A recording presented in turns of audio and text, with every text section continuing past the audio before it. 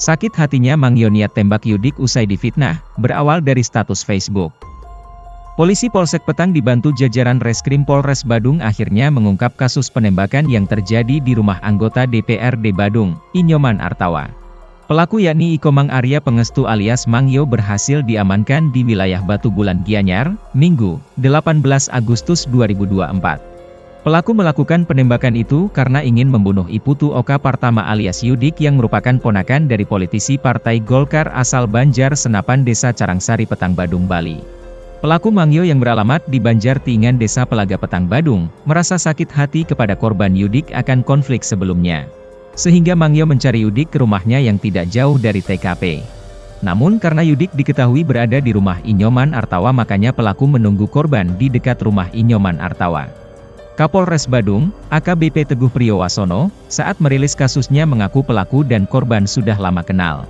Aksi penembakan itu dilakukan karena pelaku merasa difitnah. Beberapa waktu yang lalu korban mau melaporkan pelaku dengan tindak pidana UITE. Sehingga pelaku merasa nama baiknya dicemarkan oleh korban. Kenyataannya korban ini tidak ada melaporkan. Nah karena permasalahan melalui status Facebook ini yang menjadi pelaku emosi ingin membunuh korban, ujar AKBP Teguh Priyowasono, Senin, 19 Agustus 2024. Terkait perselisihan sebelumnya itu polisi menuturkan jika tidak mendapat laporan. Namun polisi kini akan melakukan pendalaman termasuk masalah korban yang ingin melaporkan pelaku karena UITE itu. Diakui, penembakan itu dilakukan pada Sabtu, 17 Agustus 2024, sekitar pukul 19.30 WITA.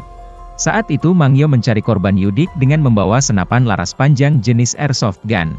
Pelaku ini sempat melihat-lihat rumah Yudik karena lokasinya berseberangan dengan rumah Inyoman Artawa. Melihat korban ada di rumah Inyoman Artawa makanya pelaku menunggu di belakang rumah Nyoman Artawa, bebernya.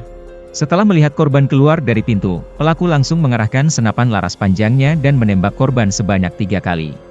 Namun saat itu korban spontan menutup pintu sehingga peluru mengenai pintu 2 kali dengan lubang tembus dan 1 kali ditembakkan ke atas.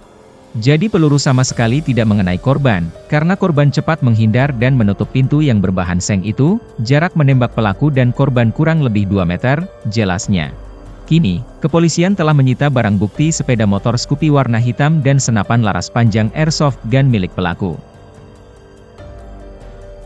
Download Tribun X sekarang, menghadirkan lokal menjadi Indonesia.